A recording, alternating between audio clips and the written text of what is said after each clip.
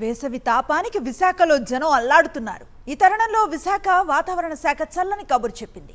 3 రోజుల పాటు వానలు పడతాయంటున్నారు అధికారులు. ఇప్పటికే తెలుగు రాష్ట్రాల్లో భిన్నమైన వాతావరణం నెలకొంది. ఓవైపు ఎండలు దంచి కొడుతూ ఉంటే మరోవైపు కొన్ని చోట్ల తేలికపాటి వర్షాలు పడుతున్నాయి. రానున్న 3 రోజుల్లో రాయలసీమ, ఉత్తరాంధ్రలో చాలా చోట్ల వానలు కురిసే అవకాశం ఉందని వాతావరణ శాఖ స్పష్టం చేసింది. తాజా వెదర్ అప్డేట్ను విశాఖ నుంచి మా ప్రతినిధి అనిల్ అందిస్తారు.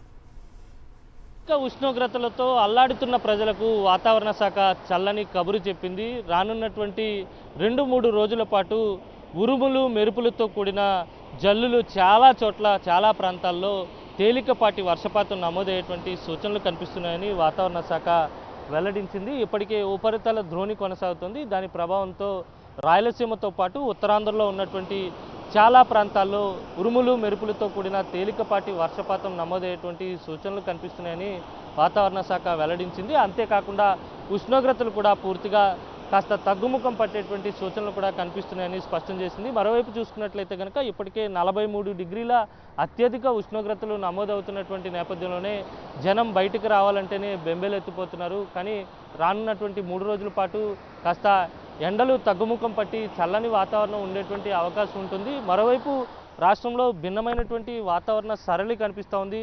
పగటిపూట అధిక ఉష్ణోగ్రతలు నమోదవుతున్నాయి. సాయంత్రం అయ్యేసరికి కాస్త వాతావరణం చల్లబడేటువంటి సూచనలు కొన్ని చోట్ల కనిపిస్తుంటే మరికొన్ని చోట్ల పూర్తిగా వడగండ్ల వానలు పడేటువంటి పరిస్థితులు కూడా తెలుగు రాష్ట్రాల్లో కనిపిస్తున్నటువంటి సందర్భం ఉంది.